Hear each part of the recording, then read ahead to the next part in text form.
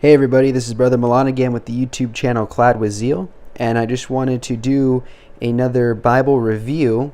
And if you haven't already subscribed, go ahead and do that for me. I really appreciate that. And if you haven't seen my last Bible review, you can check out my channel that has the Family Bible, which I thought was pretty fun, so I'm going to do another one for you. This Bible I'm not actually reviewing.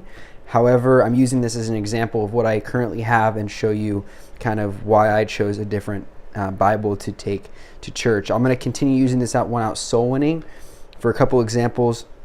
But for one, obviously it's smaller, it's more compact, it's more of a hand size type of Bible.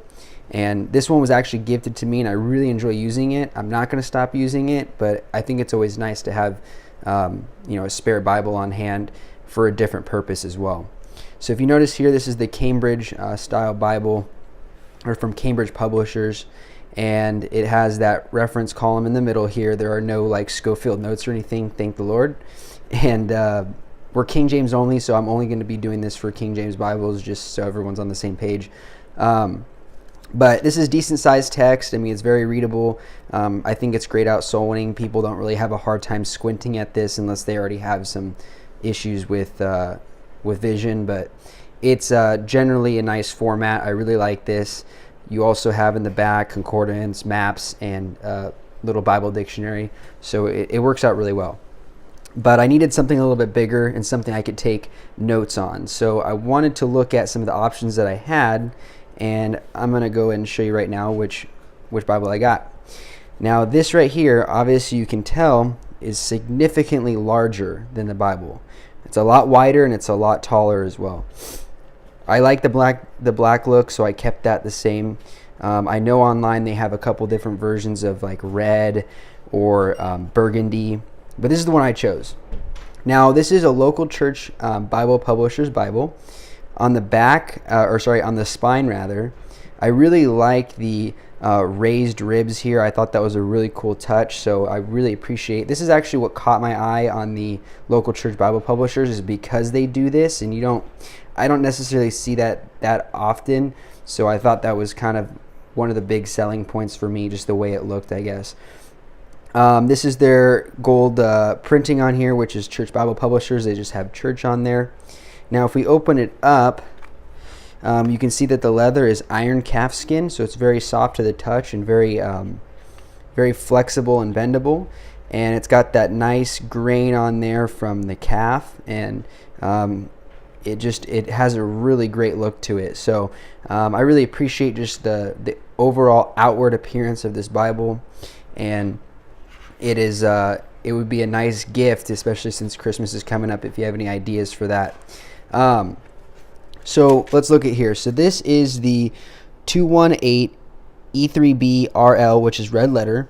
I got the red letter edition because I'm used to it, and I actually enjoy having that as a feature in the Bible. Now I know some people are not fond of that, but I appreciate it, and I like it, so it doesn't really bother me or anything like that. Now if you notice, you have a very similar look and layout to that Cambridge Bible I just showed you. And if you notice here, it's a little bit bigger font. I don't know exactly what point font it is, but it's obviously a lot more readable than this one is. But same layout. You still have that column reference here in the middle. Like I said, I don't usually use those, and I know some people are not fond of it as well, but it doesn't really bother me that it's there. I really got this for the point of, there's only certain styles that you can get at local church Bible publishers, and most of them are going to have this column reference. If you get the slimline, which I wasn't really fond of, then you won't get this. But there's things that you're also missing with the slimline as well. So the layout is very similar. I would say that the text is basically the same, just maybe a point or two higher in font. And it's just something I really enjoy having on my desk. It's something that I'll be reading from home. I don't think I'll take this to church. This is just something for my own studies. Now, one thing that really sold me on this Bible, because the reason I mentioned before was, I wanted this for a specific purpose. And I looked at the note takers Bibles, and those are really cool. However, the font, you kind of suffer that font, and you're going to have a much thicker Bible with that, and I didn't really want that. If you notice here, I mean, it's not incredibly thick, it actually has a perfect size for what I was using, but I still wanted to be able to take some sort of notes. I just think that it gets too cluttered when you try and write notes, even with those large margins, because usually it'll cut off like probably about right there, and you could write notes on each side. But I wanted something a little bit more organized and less clutter, because I can be very unorganized at times. So if you notice here in the back, this is what really sold me on this Bible, other than the fact that it looks great from its outward appearance, is if you notice here, before you get to the maps, you actually have 45 pages dedicated to blank note pages, which was really cool. So I can put things like my own personal notes, I can put sermon ideas on here, I can put like specific doctrines and put all the verses in there if I wanted to. There's a lot of things that I might have planned for this Bible, but that's really what sold it for me. It's a really great looking Bible. Like I said, the outside has that gold gilding on there as well. So that's pretty much it. I mean, when you first get it, the pages can be a little bit knit together very tightly, so you kind of have to run through it a few times for it to actually fold in the correct direction, because these little corners here will kind of peel up and stick together. But it's not a defect, it just takes a while for you to break it in. But the outside leather cover is already very well broken in, and it just feels nice, and it's just a great size Bible.